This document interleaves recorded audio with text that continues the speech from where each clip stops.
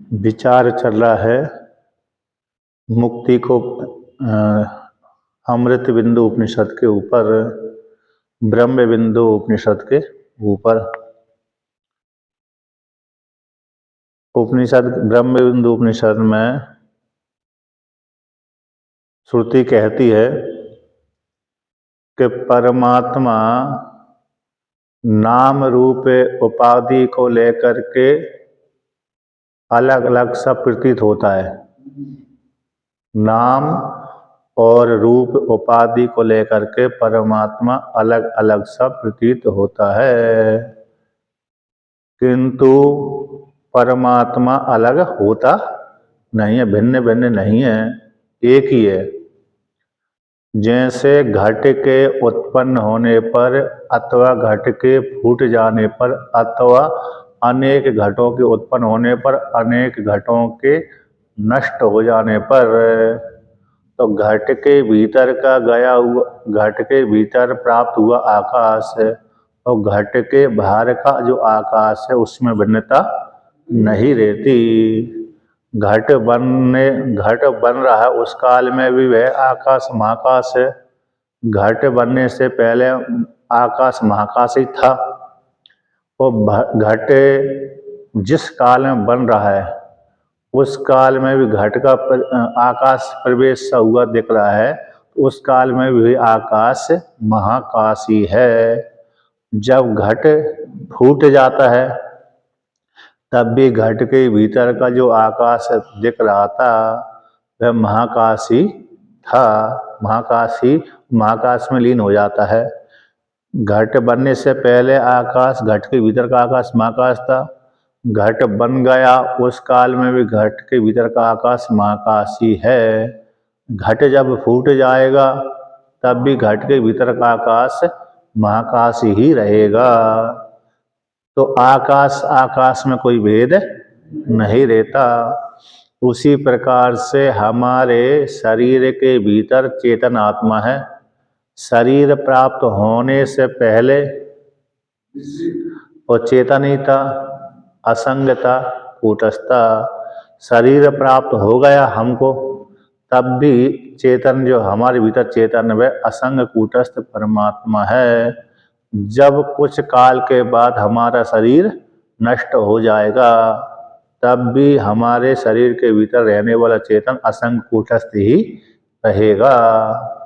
तो हमारी मात्र उपाधि में ही घटना, बढ़ना, जुड़ना, टूटना, फूटना, उत्पन्न होना और नष्ट होना चलता है, किंतु एक रस रूप परमात्मा में न उठना होता है, न चलना होता है, न फिरना होता है, न खाना होता है, न पीना होता है।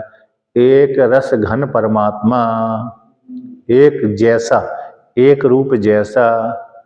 जैसे समुद्र रूप ही रहता है, सूर्य भगवान का प्रकाश एक जैसा ही रहता है, उस समय भिन्नता नहीं आती कि आज ये सूर्य भगवान का प्रकाश थोड़ा काला है, अगले दिन थोड़ा पीला हो जाएगा, उसके और आगे के दिन थोड़ा काला हो जाएगा, ऐसा नहीं रहता। सूर्य का प्रकाश, सूर्य भगवान का प्रकाश हमेशा एक रस रहता है, निर्मल ही निर्मल रहता है। अकेला सूर्य भगवान का जो प्रकाश है जिस उपाधि के साथ जुड़ता है उस आकार वाला सा हो जाता है। सूर्य भगवान का जो प्रकाश है जिस उपाधि रूप आकार से जुड़ता है तो उसी आकार वाला हो जाता है। जैसे अभी सूर्य भगवान का प्रकाश है कि नहीं है, यदि सूर्य भगवान का प्रकाश ना होता तो मैं आपको नहीं देख सकता, आप मेरे को नहीं देख सकता। तो ये भी जो प्रकाश आ रहा है ये भी मान लो सूर्य का ही प्रकाश है। भली बैटरी में जो आया गया ना प्रकाश है, ये भी किसके माध्यम से, सूर्य के माध्यम से, या तो बिजली के माध्यम से जो उत्पन्न हुआ है, संग्रह किया है, ये सूर्य का ही प्रकाश है। प्रकाश सामान्य। अब जो प्रकाश जो सामान्य है हमारे काले रूप के साथ जुड़ा तो काला प्रकाश हो गया, गोरे रूप के साथ जुड़ा तो गोरा प्रकाश हो गया, पीले रूप के साथ जुड़ा तो पीला प्रकाश हो गया। जैसे हमारा जो कसाय वस्त्र है कसाय वस्त्र। अब जो निर्मल प्रकाश था इस कसाय वस्त्र के साथ जुड़ा तो कसाय जैसा रूप प्रकाश हो गया। हमारी ये जैकेट जो पहनने वाला है ये काली है थोड़ी, तो काल इस प्रकाश से काले के साथ युक्त हुआ तो काला जैसा प्रकाश हो गया। चेहरा थोड़ी कैसी गोरी गेरुआ जैसी है ना, तो इसके साथ जुड़ा था प्रकाश इस जैसा हो गया। सफेद बालों के साथ जुड़ा था प्रकाश सफेद जैसा हो गया। तो जिस उपाधि के साथ प्रकाश जुड़ता है उस उपाधि वाला प्रकाश कहलाता है, कहलाने लगता है। बल्कि प्रकाश तो असंग रहता है, कूटस्थ रहता है, निर्मल रहता है। असंग कूटस्थ निर्मल प्रकाश रहता है, लेकिन उपाधि के संयोग से उसमें आरोप कर देते हैं कि ये प्रकाश गोरा है, ये प्रकाश काला है, क्योंकि उसी आकृति को स्वीकार कर लेता है निर्मल होने के कारण। यदि निर्मल नहीं होता तो स्वीकार नहीं कर पाता। जैसे जैसे हम सफेद वस्त्र के ऊपर श्वेत वस्त्र के ऊपर हम कई प्रकार का रंग आरोप कर सकते हैं।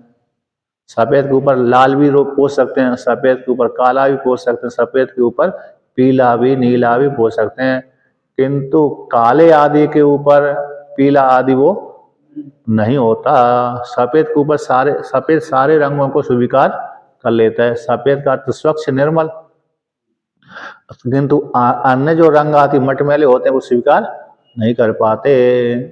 तो इसलिए उसी प्रकार से प्रकाश कैसा निर्मल है।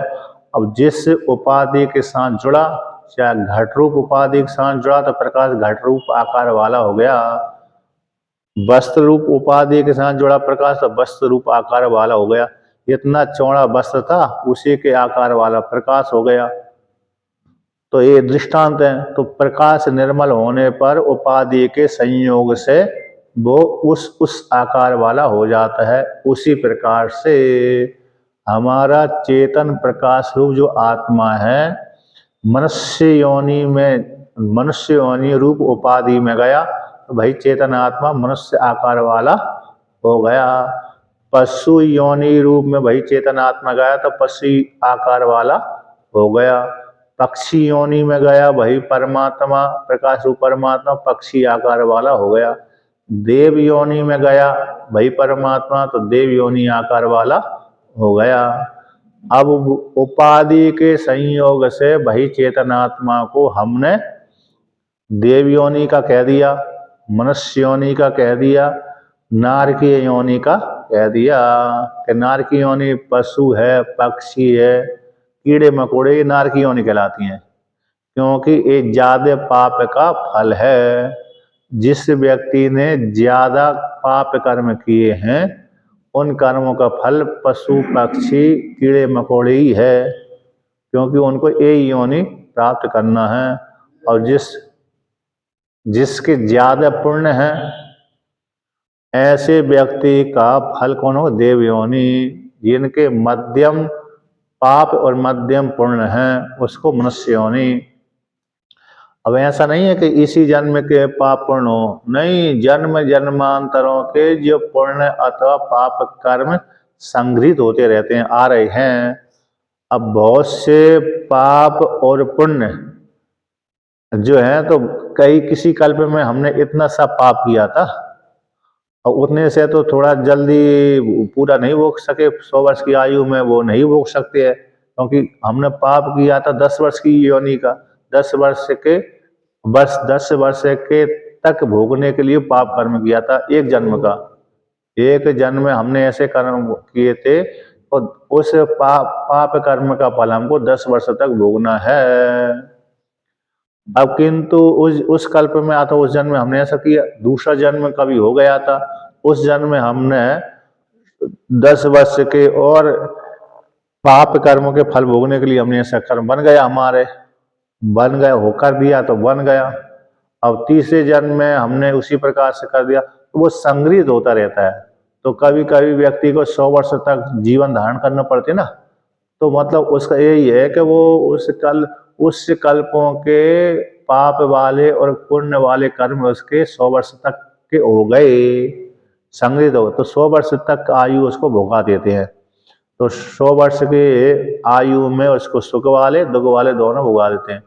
अच्छा, जिसके पाप कर्म अथवा पुण्य कर्म मात्र 40 वर्ष तक भोगाने के हैं, तो ऐसा व्यक्ति 40 वर्ष के पश्चात पाप पुण्य करके भोगने के बाद मर जाता है। अब किसी के पाप पुण्य कर्म मात्र 20 वर्ष के तक ही भोगने के हैं इस मनुष्य योनि में। मनुष्य योनि में उसको 20 वर्ष तक भोगना है पाप और पुण्य कर्म का फल, तो 20 वर्ष की आयु तक ही जीवित रहेगा, फिर मर जाएगा। अब 20 वर्ष की आयु के बीच में जिसने जो कर्म बन गए उसके नए, तो वो अगले जन्म के हेतु बन गए। अब कोई बालक अरे 5 वर्ष जीता है, कोई 10 वर्ष जीता है, कोई 5 दिन 1 दिन पैदा होकर के मर जाता है। कोई बालक पैदा होते होते ही मर जाता, पैदा हुआ ही नहीं, इससे पहले ही मर जाता गर्भ में, तो उसके कर्म उतने ही सीमित थे।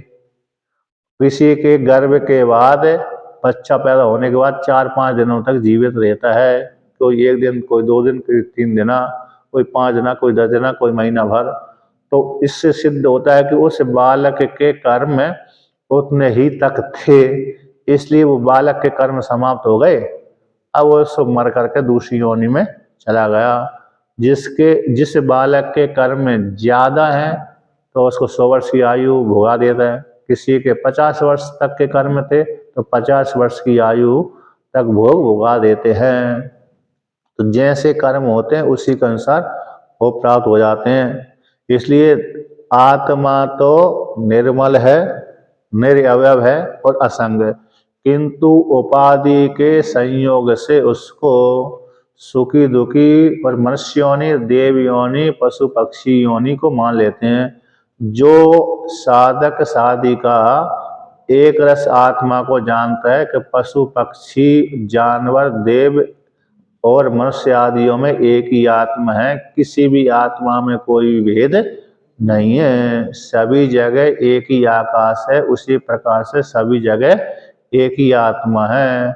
महाकाश भी आकाश है, घटाकाश भी आकाश है, मठाकाश भी आकाश है, उस आकाश में भेद नहीं है, एक ही है, एक ही रूप है। उसी प्रकार से जीवों के भीतर गई आत्मा, मनुष्यों के भीतर गई आत्मा, पशु पक्षी के भीतर गई आत्मा और देवताओं के भीतर गई आत्मा और विशेषताओं से रहता आत्मा, वो एक ही है, भिन्न भिन्न नहीं है। जो इस प्रकार से जानता है वही यथार्थ जानता है, उसी का ही जन्म नहीं होता, बल्कि उपाधि तो उत्पन्न होती है और नष्ट हो जाती है। जीवात्मा को कब तक जन्म बना रहता है उसके लिए श्रुति कहती है, शब्द माया वृतो यावत तावत तिष्ठति पुष्करे भिन्ने तमसी चैकत्वम एकमेवानुपश्यति। कहते हैं जब तक व्यक्ति माया से आवृत रहता है, शब्द माया से, शब्द ब्रह्म होता है ना, जो शब्द भी माया का कार्य है, तो जब तक जीवात्मा शब्द जाल में फंसा रहता है, किसमें? शब्द जाल में। माया के द्वारा उत्पन्न जो शब्द है वो शब्द जाल हो गया, माया का जाल है। तो शब्द रूप माया से आवृत अथवा जो ब्रह्म है जब तक माया से आवृत है, अथवा जीवात्मा रूप परमात्मा जब तक शब्द जाल में फंसा रहता है, अथवा जो शब्द ब्रह्म है, अक्षर ब्रह्म है, अक्षर ब्रह्म है, जब तक वो माया से आवृत रहता है ना, या जब तक तावत तिष्ठति पुष्करे, तब तक उसकी जीव संख्या बनी ही रहती है। जब तक जीवात्मा के हृदय में मैं करता हूँ, मैं भोगता हूँ, मैं सुखी हूँ, मैं दुखी हूँ इत्यादि ज्ञान बना रहता है, तब तक उस जीवात्मा का संसार भी बना रहता है, क्योंकि उसको अभी ज्ञान नहीं हुआ, क्योंकि अपने को कर्ता भोक्ता सुखी दुखी जन्मने वाला मरने वाला मानता है। क्योंकि माया ने अभी उसके स्वरूप को ढक करके रखा हुआ है। अभी वेदांत की शरण में वो नहीं गया, वेदांत को उसने पढ़ा नहीं। तो जब तक वेदांत का श्रवण नहीं करता, जब तक उपनिषदों का स्वाध्याय नहीं करता, जब तक उपनिषदों को अध्ययन आचार्य से नहीं सुनता, तब तक उसके मन में अविद्या बैठी रहती है, तब तक माया उसके स्वरूप को ढांक करके बैठी हुई रहती है। तब तक पुष्करे तिष्ठति, बुद्धि रूप गुहा में जीवात्मा संज्ञा उसकी बने। पुष्कर यानी बुद्धि रूप, तो बुद्धि रूप गुहा में पुष्कर में वह जीवात्मा जीव संज्ञा रूप से अवस्थित रहता है। अब कहते हैं तो हृदय के बुद्धि के भीतर जो अविद्या माया आदि थी, उस माया ने जीवात्मा के स्वरूप को ढक रखा, और वही बुद्धि में आश्रय करके रहती है माया भी। तो तमसी भिन्न, अब बुद्धि में बैठी हुई अज्ञान रूप जो माया थी, उपनिषदों का पढ़ लेने से, इसको उपनिषदों के पढ़ लेने से अथवा आचार्य के शरण में चले जाने से जो अविद्या रूप जो तम है उसका नाश हो जाता है। उपनिषदों के पढ़ने से, श्रवण करने से, मनन करने से ही अविद्या अज्ञान रूप जो तम है अथवा माया रूप जो तम है, अविद्या रूप जो तम है अथवा अज्ञान है, उस अज्ञान का नाश होता है। जब तक व्यक्ति उपनिषदों को नहीं पढ़ता अथवा सुनता नहीं है, तब तक उसकी अविद्या का नाश नहीं होता। वैदिक कर्म कांड से अंतःकरण की शुद्धि होती है। जब अंतःकरण की शुद्धि होती है तो तभी उसी शुद्ध अंतःकरण में ही वेदांत को जानने की, पढ़ने की इच्छा होती है। जिसका बहुत ही दूषित मन है, जिस व्यक्ति का मन बहुत ही दूषित है, ऐसे व्यक्ति को वेदांत श्रवण करने की इच्छा होती ही नहीं है, और सुनने की इच्छा नहीं होती। फिर सुनने की, मनन करने की तो बात ही अलग है। मनन कर ले, निध्यासन कर ले, ये तो बहुत दूर का विषय हो जाता है। जिसको श्रवण करने की इच्छा नहीं होती वो मनन कर ले, संभव ही नहीं है आत्मा के विषय में। अच्छा, बहुत से व्यक्ति वेदांत श्रवण करना नहीं चाहते, बहुत कठिन मानते हैं, लेकिन कर्म कांड कर लेंगे।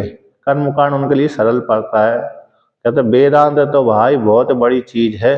कितनी बड़ी चीज है? बहुत बड़ी है। उससे तो हमको डर लगता है, वो हाँ कहाँ हमको समझ में आएगा, इसलिए वेदांत पढ़ते नहीं है। कर्मकांड, उपास, अरे कर्मकांड कर लो, हाँ कर लेंगे। कथा सुन लो, हाँ सुन लेंगे, लेकिन कब वेदांत सुन लो तो कहाँ समझ में आता, बहुत बहुत बड़ी है। वेदांत तो बहुत बड़ा है, वो भाई उसके अधिकारी हम है ही नहीं है, ऐसा उपेक्षा कर देते हैं, ऐसा मानते नहीं कि बहुत बड़ी वस्तु को मानते। वेदांत सबसे बड़ा वस्तु है, उसको कहाँ समझ में आता है हमको, तो वो उपेक्षा कर देते हैं। सामान्य व्यक्ति ये तो बोलते हैं, हाँ, क्योंकि उन्हों के संस्कार नहीं है और पढ़ना भी नहीं चाहते। अब जो कथा सुनते हैं, कथा, अब कथा में तो कहते हैं वहां पर राम की चर्चा आ गई, कृष्ण की चर्चा आ गई, तो रुचि पैदा हो जाती है। उसमें मनन निध्यासन करने की आवश्यकता नहीं होती, अहंकार का त्याग करने की आवश्यकता नहीं होती। कथाओं में अहंकार त्याग करने की आवश्यकता नहीं होती। मैं करता नहीं हूँ, मैं भोगता नहीं हूँ, मैं कथा श्रवण करने वाला नहीं हूँ, इत्यादि जो अहंकार है, मैं करने वाला हूँ, सुनने वाला हूँ, खाने वाला, पीने वाला, जो अहंकार था, उस अहंकार को त्याग करने की आवश्यकता कथाओं में नहीं होती। कथाओं में तो कहा ठीक है, तुम कथा खाने वाले हो, पीने वाले हो, सुनने वाले हो, ये अहंकार उसमें बना ही रहता है, छोड़ने की आवश्यकता वहां पर नहीं रहती। मन को एकाग्र करने की वहां पर आवश्यकता नहीं रहती। कथा सुनने, कथा जब श्रवण करता है व्यक्ति, कभी इधर देखता है, कभी उधर देखता है, कभी गीत सुनता है, कभी कभी तो आज नाच गाना भी होता रहता है आजकल, है ना, तो उसमें उसका मन लगा रहता है, उसको एकाग्र करने की आवश्यकता नहीं रहती, ध्यान लगाने की जरूरत नहीं पड़ती। इसलिए वहां पर तो उसकी रुचि पैदा हो जाती। थोड़े मनोरंजन के भी साधन होते हैं, संगीत आदि, तो संगीत आदि के श्रवण करने से व्यक्ति का मन प्रसन्न हो जाता है। गीत के सुनने से थोड़ा मन व्यक्ति का प्रसन्न हो जाता है। तो वो कहते कथा तो हम सुन सकते हैं, लेकिन वेदांत, वेदांत में ना तो संगीत होता है, ना ही नाच गाना होता है, और ना ही कोई उसमें रस होता है। तो सुने तो क्या सुने, वहाँ पर तो कहते मन को एकाग्र करो, सबका त्याग करो। और जब सबका त्याग करेगा तो नाच गाना वहाँ पर होगा? नाच गाना तो वहीं पर होता है जहाँ पर संग्रह किया जाता है, और यहाँ पर तो संग्रह का त्याग करने की बोलते हैं। भाई सबका त्याग करो, नाच गाना का भी त्याग करो, मन को एकाग्र करो, कहीं दूसरी जगह मन को न जाने दो। तो कहते हैं सामान्य व्यक्ति कहता है उसमें तो कोई रस आता ही नहीं है, सूखा सूखा है, तो सुनने की इच्छा नहीं होती। एक बार कोई सुनने के लिए बैठ भी गया था पर मन उसका उब जाता, दोबारा नहीं जाता है। जैसे बहुत से व्यक्ति होते ना, बहुत से व्यक्ति कथा वेदांत का प्रसंग चलता रहता है, तो संयोगवश घूमने गया था किसी आश्रम में, और 4-5 दिन उसको रहना था वहीं पर उसी आश्रम में। तो संयोगवश प्रवचन वाले हाल में चला गया, वहाँ पर चल रही थी वेदांत की चर्चा। तो संयोगवश उसने सुन तो लिया वेदांत की चर्चा, 1 घंटा 2 घंटे 1 आध घंटा, दूसरे दिन सुनने ही नहीं गया, नहीं जाता। क्योंकि कहते वहाँ पर सबका त्याग है।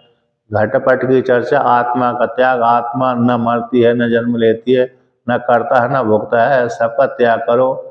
अब वो उस कर्ता भोक्ता का ही जब त्याग करा देते हैं तो कहते हैं जब हम कर्ता भोक्ता है ही नहीं है तो समय कैसा, हमारे मन में तो अहंकार बैठा हुआ है, मैं करता हूँ मैं भोगता हूँ।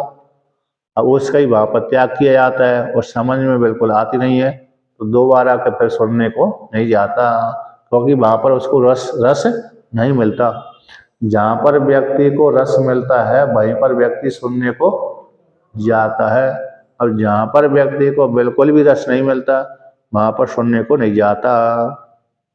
इसलिए भाग अच्छा वेदांत में भी रुचि पैदा हो जाने से रस आता है। वेदांत में, वेदांत में सबसे ज्यादा रस आ जाता है। एक बार व्यक्ति पढ़ना चालू कर दे तो कथा आदि को तो श्रवण नहीं करता, फिर वो उसकी रुचि पैदा नहीं होती। रस एक बार मिल जाए, वेदांत का रस एक बार मिल जाए तो छोड़ने पर भी नहीं छोड़ता।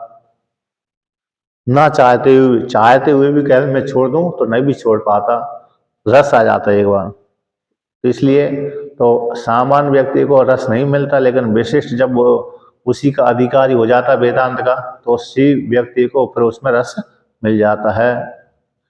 तो कहते हैं भिन्न तमसी, अब जो अंतःकरण में बैठी हुई तम है उसके नाश हो जाने पर एकत्वम एकमेव अनुपश्यते, जो एक आत्मा है एको हम अद्वितीय नेहा नानास्ति किंचना, एक स्वगत सजातीय विजाति भेद से रहते हैं। एक कह देने से एक है, स्वगत भेद है। हमारा जो शरीर शरीर है तो शरीर में स्वगत भेद होता है, हाथ अलग है, पैर अलग है, नाक अलग है, कान अलग है, नेत्र अलग है, बाल अलग, सिर अलग है, अन्य भाग अलग अलग हैं। तो हाथ पैर से भिन्न है, जो हमारा हाथ है वो पैर से भिन्न है, जो आँख है हाथ पैर से भिन्न है, मुख है हाथ पैर से भिन्न है, सर है हाथ पैर से भिन्न है। तो स्वगत भेद बोलते हैं इसको, स्व में भी स्वगत, स्व में ही प्राप्त हुआ भेद। तो आत्मा में स्वगत भेद भी नहीं है। स्वगत आत्मा में भेद क्यों नहीं है? क्योंकि आत्मा असंग और निरअवयव है। निरअवयव, बिना अवयव वाली होती है। बिना अवयव वाली जो आत्मा है उसमें स्वगत भेद होता ही नहीं है। अवयव वाली वस्तु में ही स्वगत भेद होता है, क्योंकि हमारा जो शरीर है अवयव वाला है, अवयव वाला है ना, तभी इसमें भेद होता है कि हाथ अलग है, पैर अलग है, नाक सिर आदि अलग अलग हैं। यदि इसमें उसी प्रकार से ब्रह्म में भी यदि अवयव होता तो भेद जरूर हो जाता ब्रह्म में, किंतु ब्रह्म में भेद है ही नहीं, क्योंकि अवयव ना होने से एक कह दिया, एक अद्वितीय। तो सजातीय भेद और विजातीय भेद, स्वगत भेद का खंडन करके, स्वगत भेद नहीं है परमात्मा, उसी प्रकार से सजातीय, अब सजातीय भेद किसको बोलते हैं? मैं भी मनुष्य हूँ और आप भी मनुष्य हैं, तो मेरा भी मनुष्य मनुष्य वाला आकार है, मेरे शरीर का भी मनुष्य के आकार वाला है, क्योंकि इस आकृति को मनुष्य बोलते हैं। हम जो बैठे हुए हैं, जिस स्त्री पुरुष के रूप में बैठे हुए हैं, हमारा जो आकार है मनुष्य का आकार है। मनुष्य इसी आकार वाले को ही मनुष्य बोल देंगे।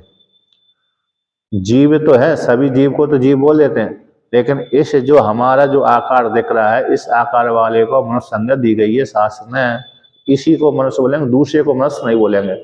जैसे बंदर है, अब बंदर को मनुष्य नहीं बोलते, बंदर को मनुष्य नहीं बोलते, क्योंकि उसका आकार तो ऐसे ही से लिखता है, थोड़ा भिन्नता है, लेकिन उसको फिर वो मनुष्य नहीं बोलते। रीछ को नहीं बोलते क्योंकि रीछ भी उसी प्रकार से, जैसे जामवंत जी, हनुमान जी, सुग्रीव जी, बाली, अंगद आदि, अब इनका आकार मनुष्य के जैसे ही था, फिर भी मनुष्य के आकार वाला होने पर भी बंदर संज्ञा इनकी है। बंदर है ना संज्ञा, मनुष्य के आकार का होने पर भी इनकी संज्ञा बंदर की है, जानवर में आ जाती है। राम जी ने जब बाली को मारा, राम जी ने जब बाली को मारा, तब बाली ने कहा, हे महाराज, आप तो मर्यादा पुरुषोत्तम है, आपने मेरे ऐसा पाप कर्म क्यों किया? आपने छुप करके क्यों मारा? यदि आपने मारना थी मेरे इसको, ठीक है, मैं मानता हूं कि आपको मारना है, तो आमने सामने होकर के मारना चाहिए था। यदि आपको मुझको मारने की इच्छा होती है कि मैं बाली को मारूंगा, सुग्रीव का पक्ष में लूंगा और मेरे को बाली को मारना है, तो यदि आपको मुझको मारना ही था तो आमने सामने होकर के ललकार कर मेरे को मारना चाहिए था। किसको? ललकार करके। तो तब हम मानते कि आपने ठीक मारा है, किंतु आपने तो चोरी छुप करके मारा था, चोरी छुप करके मारा, चोरी से मारा ना, कोर्ट में मारा था, भगवान ने देख करके थोड़ी मारा था, मतलब सामने आमने सामने ललकार करके, तो छुप करके बाण चलाया था, शिकारी जैसे छुप करके बाण मारता है ना, उसी प्रकार से भगवान राम जी ने भी बाली को छुप करके मारा। तो इसलिए राम जी के ऊपर आक्षेप लगाया था। अब उसने कहा, भाई क्यों मारा? ऐसा भी मैं नहीं हूं, क्योंकि मैं आपके खाने के योग्य हूं। मेरा नाम, मैं जानवर तो हूं, लेकिन मैं खाने के योग्य में नहीं हूं। मेरा जो मांस होता है उसको शास्त्र ने स्वीकार नहीं किया कि इसका मांस, बंदरों के मांस को हम खाएं। मनुष्यों को खाना चाहिए, मनुष्यों को बंदरों का मांस खाना चाहिए, वो शास्त्र ने ऐसे आज्ञा दी नहीं है, फिर आपने क्यों मारा?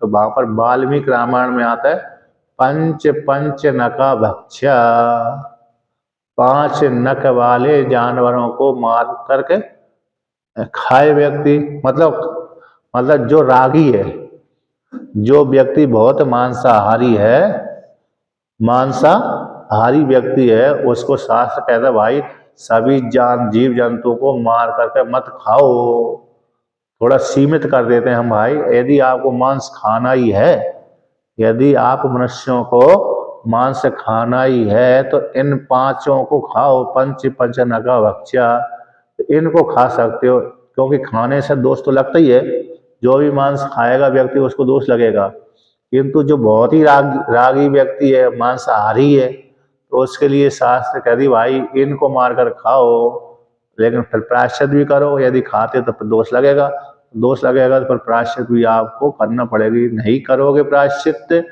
तो फिर क्या हो जाएगा, उस योनि में तुम पुनः मर करके तुम भी वही योनि को प्राप्त होगे। तो उसमें 5 नख वाले जो जानवर कौन आते हैं?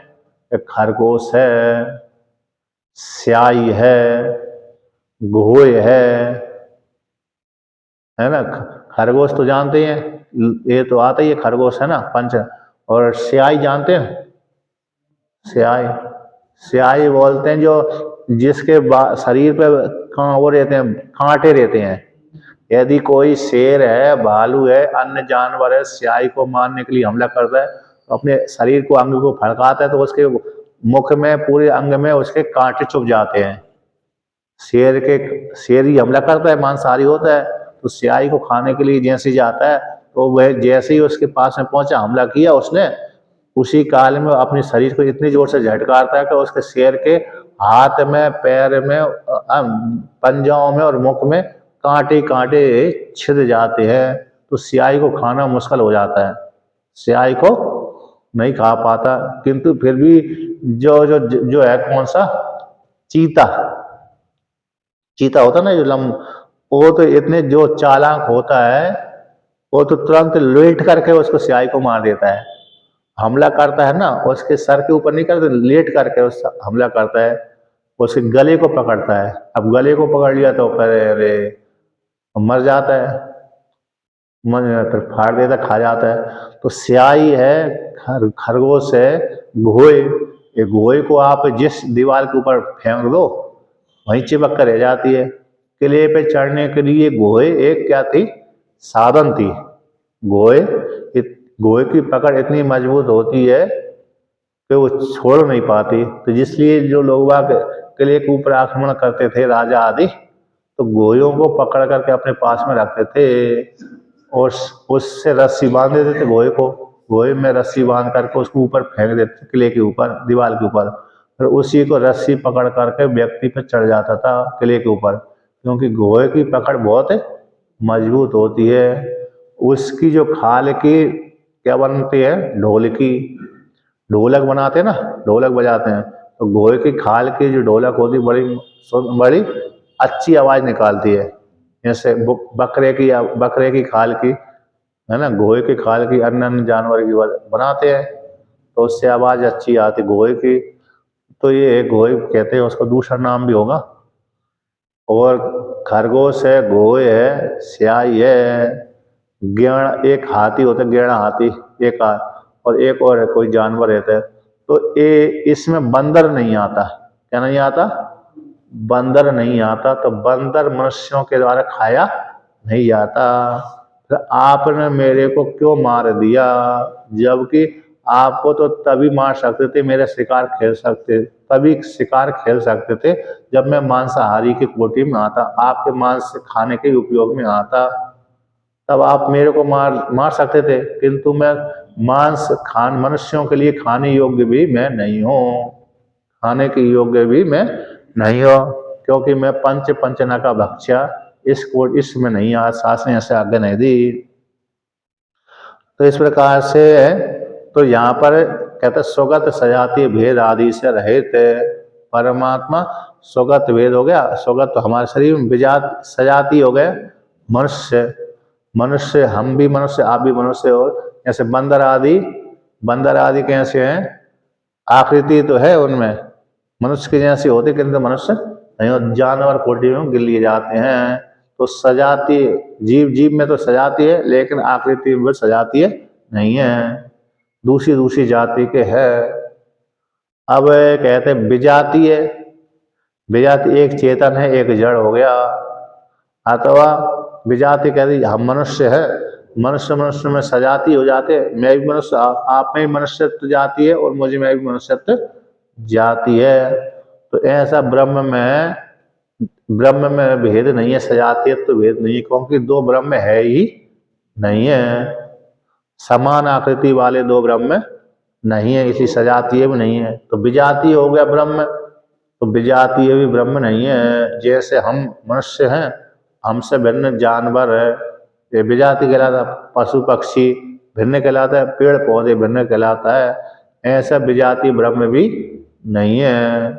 तो इसलिए ब्रह्म में स्वगत भेद, सजाति भेद और विजाति भेद बिल्कुल तीनों नहीं है। एक हो हम अद्वितीय है, एक हूँ अद्वितीय हूँ, नेहा नाना से किंचना, नाना नाम का जगत बिल्कुल भी आत्मा में नहीं है। इस प्रकार से श्रुति कहती है एकम एकम एकत्वम एव अनुपश्यति। जो इस प्रकार से जानता है व्यक्ति, तभी उस आत्मा को जान लेता है। जो भिन्न भिन्न करके जानता है आत्मा को, वह साधक आत्मा को नहीं जान पाता। जिसने ऐसा जाना कि मैं अलग हूं और आप अलग हैं, तब तो उस साधक ने ब्रह्म को नहीं जाना। केनोपनिषद में आता है यस्य मतम तस्य मतम मतम यस्य न वेदसा विज्ञातम अभिजानताम विज्ञातम अभिजानताम अविज्ञातम अभिजानताम प्रतिबोध विदितम मतम प्रतिबोध विदितम मतम। इसको कहते हैं प्रतिबोध विदितम मतम, प्रत्येक बोध में आत्मा ही आत्मा है, बोध बोध में आत्मा है। इसके बाद विज्ञातम अभिजानतम, विज्ञातम अभिजानतम और अविज्ञातम विजानतम। जिसने ऐसा जान लिया है कि मैंने ब्रह्म को जाना, विज्ञातम अभिजानतम। जैसे शिष्य ने ऐसा जाना कि मैंने ब्रह्म को जान लिया अच्छी प्रकार से, तो आचार्य कहता है कि तुमने ब्रह्म को अभी नहीं जाना, क्योंकि तुमने तो अभी ब्रह्म को कैसे जाना, नाम रूप उपाधि से युक्त जाना। अब जो शिष्य कहता है मैंने ब्रह्म अविज्ञातम विजानताम, कि मैंने ब्रह्म को नहीं जाना, तो आचार्य उससे कहता है कि भाई तुमने ब्रह्म को जान लिया है, अब तुम्हारे लिए विचार करने की आवश्यकता नहीं है। और जिसने कहा था कि मैंने ब्रह्म को जान लिया है, तो आचार्य ने कहा तुमने ब्रह्म को नहीं जाना, अभी तुमको ब्रह्म विचार करने के योग्य है। तो एक शिष्य ने जिसने जाना उसके लिए तो कह दिया तुमने नहीं जाना, तो तुम्हारे लिए अभी विचार करने योग्य, चिंतन करने के योग्य। तो उसने किस प्रकार से जाना, तो उपाधि से विशिष्ट होकर के जाना कि ब्रह्म किसी लोक विशेष में रहता है, 2 हाथ 2 पैर वाला है, अथवा 4 हाथ 2 पैर वाला है, अथवा 1000 हाथ 1000 पैर वाला ब्रह्म है। इस उपाधि से विशिष्ट होकर के जाना। तो फिर आचार्य कह देता है तुमने ब्रह्म को नहीं जाना। किंतु जिस व्यक्ति के विषय में जिस शिष्य ने कह दिया कि मैंने ब्रह्म को नहीं जाना, तो आचार्य कहता है तुमने ब्रह्म को जान लिया। तो उसने कैसे जाना, कि असंग रूप से जाना, अभेद रूप से जाना, निरअवयव रूप से जाना। सभी जगह एक ही परमात्मा गया हुआ है, मुझ में भी वही परमात्मा है, आचार्य में वही परमात्मा है, अन्य अन्य जीवों में भी वही परमात्मा है। एक ही परमात्मा उपाधि को लेकर के तत्त रूप में गया हुआ है। उपाधि को त्याग देने से वो एक ही परमात्मा है, अवस्थित रहता है। उपाधि के संयोग से भिन्न भिन्न सब प्रतीत होता है, उपाधि से रहते एक ही परमात्मा है। इसलिए निर्विशेष परमात्मा एक ही, जैसे आकाश एक ही है, उपाधि को लेकर के भिन्न भिन्न सब प्रतीत होता है, उपाधि से रहते आकाश एक ही होता है। उसी प्रकार से चेतन परमात्मा भी एक है, उपाधि को लेकर के भिन्न भिन्न योनिया में प्रतीत सा होता है। तो इस प्रकार से उपाधि से रहित होकर के साधक जो शिष्य ने जाना है ना, मैंने नहीं जाने, उपाधि से युक्त नहीं जाना, बल्कि उपाधि से रहित ही मैंने जाना। जिसने कहा कि मैंने ब्रह्म को नहीं जाना, तो आचार्य कह देता है कि तुमने ब्रह्म को जाना। तो अर्थात उसका तात्पर्य है कि मैंने इस ब्रह्म, इस साधक ने, इस शिष्य ने उपाधि से युक्त ब्रह्म को नहीं जाना, उपाधि से युक्त ब्रह्म को नहीं जाना, बल्कि उपाधि से रहित ही ब्रह्म को जाना। तो उस आचार्य कह रहे तुमने ब्रह्म को जान लिया, क्योंकि तुमने उपाधि से रहित ब्रह्म को जाना था, इसलिए तुमने सही जाना। और जिसने कहा उपाधि से युक्त जाना, तो उसने कहा तुमने नहीं जाना, अभी तुम्हारे लिए चिंतन करने की योग्य। यस्य मतम तस्य मतम मतम यस्य न वेदसा। जिसका ऐसा मत है कि मैंने ब्रह्म को जान लिया, तो आचार्य कहते तुम्हारा ब्रह्म अभी जानने के योग्य है, क्योंकि तुमने अभी तो ब्रह्म को कैसा उपाधि से युक्त जाना है, नाम रूप वाला ही ब्रह्म जान है, उपाधि से रहित ब्रह्म को नहीं जाना। जिसका अमत है कि मैंने ब्रह्म को नहीं जाना, तो उसी को आचार्य कह रहे थे तुमने ब्रह्म को जान लिया, क्योंकि तुमने उपाधि का त्याग करके जाना है। तो जिससे साधक साधिका ने ब्रह्म को उपाधि का त्याग करके जाना है, उसी ने सही जाना है। और जिससे साधक साधिका ने ब्रह्म को उपाधि से युक्त जाना है, उसका जानना खराब है, कमजोर है, अभी उसको विचार करने के योग्य है, विचार चिंतन करने के लिए है, मनन करने के लिए है, निध्यासन करने के लिए है।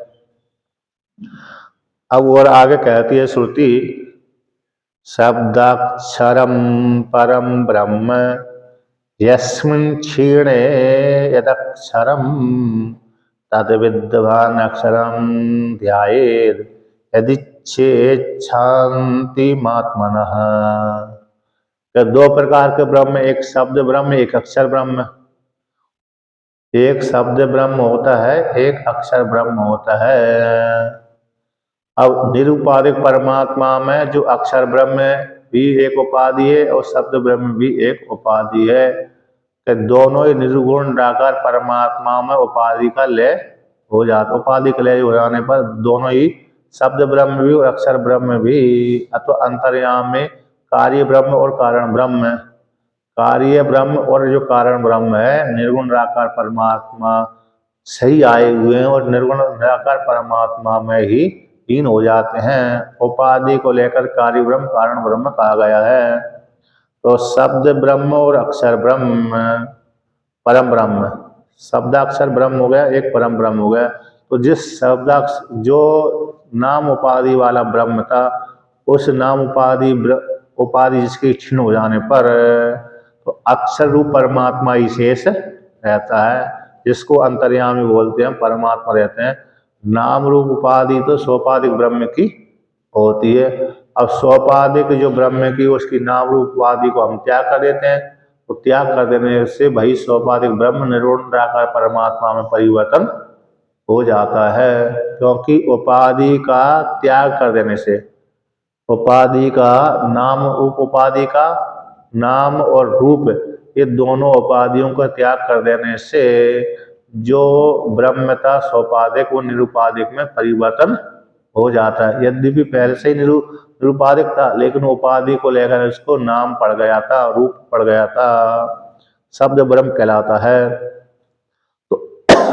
तो व्यक्ति सगुण परमात्मा कहते हैं तद विद्वान अक्षरम ध्यायेत्। जो ध्यान है उपासना है मानस क्रिया कहलाती है।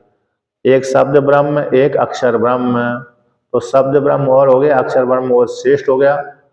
तो कहते हैं अक्षर ब्रह्म का चिंतन करे, तो अक्षर ब्रह्म का उपासना करे। अक्षर ब्रह्म की उपासना के माध्यम से साधक क्या कर लेता है, निर्गुण निराकार परमात्मा को प्राप्त कर लेता है। उपासना के बल के प्रभाव से, चिंतन के बल के प्रभाव से, निध्यासन के बल के प्रभाव से ओमकार रूप जो अक्षर ब्रह्म है, ओमकार रूप जो अक्षर ब्रह्म है, उस अक्षर ब्रह्म की उपासना से, ध्यान से निर्गुण निराकार परमात्मा की प्राप्ति हो जाती है। इसी वह तद विद्वान अक्षरम ध्यायेत्। जो विद्वान ने अक्षर ब्रह्म को ध्यान करना चाहिए, यदि करता है तो शांत जो आत्मा है उस आत्मा की प्राप्ति हो जाती है, शांति की प्राप्ति हो जाती है, शांति की प्राप्ति होती है, मोक्ष फल की प्राप्ति हो जाती है। आत्मा की शांति हो जाती है, आत्मा मोक्ष फल की प्राप्ति हो जाती है। निर्गुण निराकार परमात्मा की प्राप्ति सोपाधिक ब्रह्म से हो जाती है। सोपाधिक ब्रह्म का चिंतन ध्यान किया जाता है, और गे निर्गुण निराकार परमात्मा तो मात्र गे होता है, जानने योग्य, प्राप्त करने योग्य नहीं होता। हम जो भी जिसकी उपासना करते हैं वो कैसे हो जाता है, सगुण हो जाता है। जब भी हम किसी न किसी गुण को लेकर के उपासना करेंगे तब वह गुण वाला हो जाएगा। उसी गुण वाले परमात्मा से निर्गुण निराकार परमात्मा की प्राप्ति हो जाती है, वो गे कहलाता है। कैसे कहलाता है, गे। अब गे का अर्थ हो गया मैं ब्रह्म हूँ, ये जो जगत जिससे उत्पन्न हुआ वह परमात्मा मैं ही हूँ। जो महावाक्यों के द्वारा परमात्मा को उपनिषदों ने कहा है कि सत्य स्वरूप है, ज्ञान स्वरूप है, आनंद स्वरूप है, सत्यम ज्ञानम अनंतम ब्रह्म है। सत्स्वरूप है परमात्मा, आनंद स्वरूप परमात्मा है, अनंत स्वरूप परमात्मा है। त्रिकाला बाध्यत्म सत्यत्म, तीनों कालों में जिसका बाद नहीं होता उसको सत्य बोलते हैं। ज्ञान स्वरूप, चेतन स्वरूप है, आनंद स्वरूप है। क्योंकि हमारा भूतकाल, वर्तमान काल, भविष्यत काल, तीनों कालों में हमारा अभाव नहीं होता। यदि हमारा तीनों कालों में अभाव होता तो फिर क्या हो जाता, सत्य नहीं होते। व्यवहारिक सत्य तो होते, लेकिन पारमार्थिक सत्य नहीं होते। ऐसे व्यवहारिक सत्य ये जगत कहलाता है। दो काल रहता है, तीसरी काल नहीं रहता। उत्पत्ति एक काल हो गया, पालन दूसरा काल हो गया। संगार में ये नहीं रहेगा, संगार होने के बाद ये नहीं रहेगा। तो दो काल जो रहता है वो व्यवहारिक सत्य कहलाता है। तो तीनों काल रहता है वो पारमार्थिक सत्य कहलाता है। जो एक काल रहे अथवा दो काल रहे उसको व्यवहारिक सत्य बोलते हैं। अथवा ऐसा मान लीजिए एक काल रहे उसको प्रातिभाषिक सत्य कहते हैं। एक काल रहने वाले को प्रातिभाषिक सत्य, दो काल रहने वाले को व्यवहारिक सत्य, तीनों कालों तक जो रहे, तीनों कालों में जो रहे उसको पारमार्थिक सत्य। तीनों कालों में जो रहता है उसको पारमार्थिक सत्य, दो काल में रहता है उसको व्यवहारिक सत्य, और तीनों एक काल में जो रहता है उसको प्रातिभाषिक सत्य। जैसे स्वप्न काल देख रहे हैं, स्वप्न काल में ही वो जगत रहता है, स्वप्न के बाद समाप्त हो जाता है एक क्षण के लिए। तो एक क्षण रहता है, एक काल रहता है, तो प्रातिभाषिक सत्य हो गया। अब व्यवहारिक सत्य, अरे दो काल में रहता है जगत। हम जगत को हम देख रहे हैं ना, सृष्टि भी हुई थी, अभी दिख भी रहा है। अब ये सृष्टि भी हुई है और दिख भी रहा है, तो दो काल हो गया। व्यवहार हम करते हैं, हम इसको भूतकाल को लेकर और वर्तमान काल को लेकर। वर्तमान काल में व्यवहार करते हैं, उसमें संयोग भूतकाल भी मिल जाता है, भूतकाल भी उसमें काल मिल जाता है।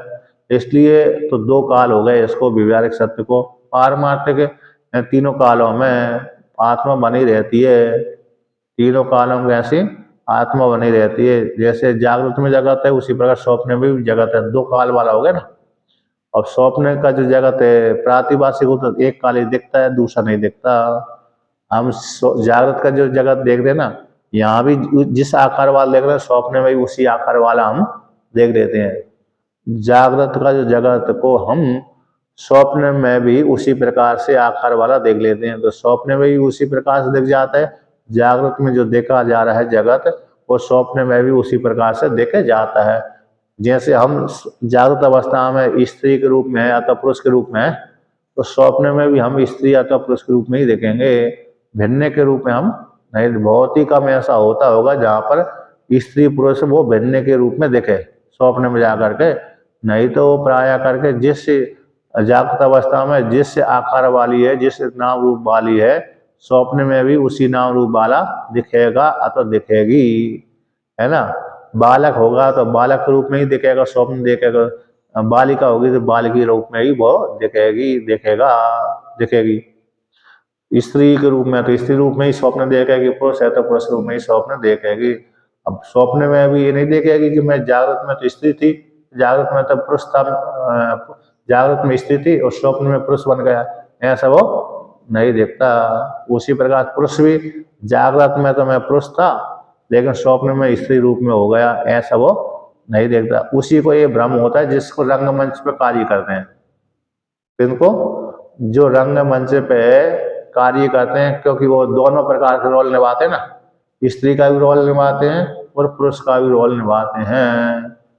पुरुष तो वो है ही है, लेकिन रंगमंच पे जाते हैं तो स्त्री का रूप धारण भी करते हैं, तो इसलिए उनको तो स्वप्न दिख जाएगा ऐसा मैं स्त्री भी हूँ, मैं पुरुष भी हूँ।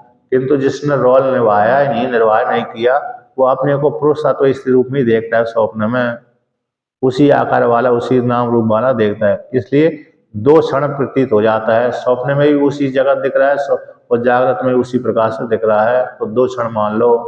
लेकिन आत्म सुसुप्ति में भी वही आत्मा, जागृत में भी वही आत्मा, स्वप्न में भी वही आत्मा, सुसुप्ति में भी वही आत्मा, तीनों कालों में देख रहा सत्य कहलाती आत्मा। तो ऐसी जो आत्मा को जानता है, ऐसे जानने वाला जो आत्मा के लक्षणों को सत्यम ज्ञानवंतम ब्रह्म इस प्रकार से जानता है, तो ऐसे जानने वाले सत्य है, उस आत्मा का बाद नहीं होता। तो आत्मा का बाद नाश नहीं, उपाधि का बाद जागृत अवस्था का है ना, स्वप्न अवस्था का बाद हो जाता है, एक दूसरे में अभाव है। एक दूसरे जागृत अवस्था का स्वप्न में अभाव हो जाता है, स्वप्न अवस्था का सुषुप्ति में अभाव हो जाता है, किंतु आत्मा का अभाव नहीं होता, बाद नहीं होता, आता रहती है आत्मा, भई दिखती है। भाई भिन्न भिन्न आत्मा नहीं होती, एक ही आत्मा होती है ना। जैसे स्वप्न जागृत और सुषुप्ति में भेद हो जाता ना, ऐसे आत्मा में भेद नहीं हो पाता। भिन्न भिन्न जागृत की आत्मा दूसरी है, स्वप्न की आत्मा दूसरी है, सुषुप्ति की आत्मा तीसरी है, ऐसा नहीं होता। अतः समाधि की आत्मा चौथी प्रकार की, ऐसा नहीं होता। जो जागृत की है वही स्वप्न में, स्वप्न की है वही सुषुप्ति में, और जो सुषुप्ति की थी वही समाधि में। एक ही आत्मा, आत्मा का बाद नहीं हो रहा, लेकिन हाँ अकेला इतना नाम नाम परिवर्तन हो जाता है। जागृत की आत्मा को हम विश्व कह देते हैं, स्वप्न की आत्मा को हम तेजस कह देते हैं, सुषुप्ति की आत्मा को हम प्राग कह देते हैं। नाम तो परिवर्तन आरोप मात्र कर देते हैं। आत्मा जो जानने वाला चेतन, उसमें एक ही भिन्नता नहीं है, एक ही है। इसलिए त्रिकाला, इसमें आत्मा कैसे तीनों कालों में रहती है, सत्य रहती है। त्रिकालातीतत्व अथवा काल को कह देने से त्रिकाल तीनों कालों में सत्य वस्तु है ना, तीनों कालों में रहे उसको सत्य बोलते हैं। तो आत्मा में भी तीनों कालों में रहती है और तीनों कालों से रहती भी है। तीनों कालों में भी आत्मा रहती है और तीनों कालों से भी रहते हैं, क्योंकि काल की गणना भी सूर्य से होती है। काल की जो गणना होती है किससे होती है? सूर्य और चंद्रमा को लेकर के काल की गणना होती है। सूर्य चंद्रमा नहीं है तो काल की गणना भी नहीं है। क्यों? क्योंकि मणि का प्रकाश है ना, मणि का प्रकाश रख दो तो हमेशा एक जैसा ही प्रकाश निकलता ही रहेगा, उसमें गणना नहीं हो सकती। अब सूर्य चंद्रमा, चाहे सूर्य चंद्रमा को घुमाओ, चाहे पृथ्वी को घुमाओ, जब हमारी दृष्टि के कोई ओझल होगा, कोई सामने आएगा, कोई अदृश्य होगा, तभी गणना चालू होगी। जब हमारे सामने ओझल एक एक वस्तु हमेशा ही रखी रहेगी तो गणना चालू वहां पर नहीं होती। जैसे मणि का प्रकाश हमेशा निकलता ही रहता है, उसमें एक ही जैसा निकलता रहेगा तो गणना नहीं की जा सकती उसमें। अब सूर्य का प्रकाश अथवा चंद्रमा का प्रकाश हमारे सामने कभी दिख जाता है, कभी नहीं दिखता है। चाहे सूर्य को घुमाओ, चाहे पृथ्वी को घुमाओ, तो जब तक एक दूसरे को नहीं घुमाएंगे तो तब तक वो दृष्टि के सामने और दृष्टि के पीछे नहीं आएंगे, तब तक गणना चालू नहीं होगी। जब दृष्टि के सामने रहेगा और फिर दृष्टि से अदृश्य हो जाएगा, दूसरी दिशा को चला जाएगा, तभी गणना चालू होती है। तो आत्मा के द्वारा सूर्य भगवान की उत्पत्ति हुई है, इसलिए सूर्य से ही काल की गणना चालू होती है। क्षण को लेकर के, क्षण के बाद ऊपर ऊपर के जो मुहूर्त आदि ना, क्षण है, लव है, निमेष है, क्षण है, फिर बड़े बड़े हो गए, 2 क्षण, 3 क्षण, 4 क्षण, और इसके बाद फिर दूसरे मुहूर्त आ जाते हैं, फिर याम आ जाते हैं, फिर आहन, पूर्वान्न, आहन, फिर दिन, महीना, संवत्सर, युग आ जाते हैं। इस प्रकार से तो सूर्य को लेकर के ही गणना होती है, सूर्य चंद्रमा को लेकर के।